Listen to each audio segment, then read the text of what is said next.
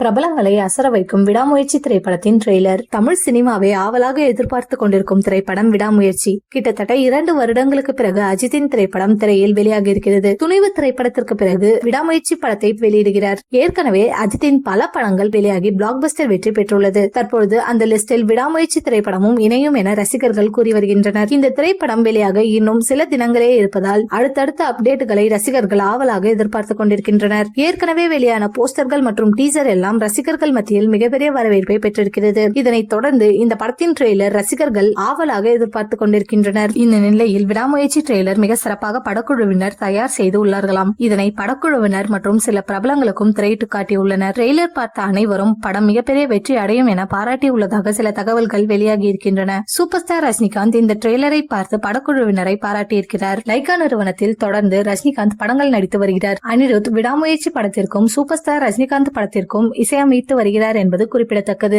அஜித்திற்கும் தனது வாழ்த்துக்களை தெரிவித்திருக்கிறார். இந்த படத்தில் பிளாஷ்பேக் காட்சியில் மிகவும் ஸ்லிம்மாக அஜித் நடித்துள்ளது அனைவரையும் ஆச்சரியப்படுத்தும் எனவும் தெரிவித்துள்ளதாக கூறப்படுகிறது.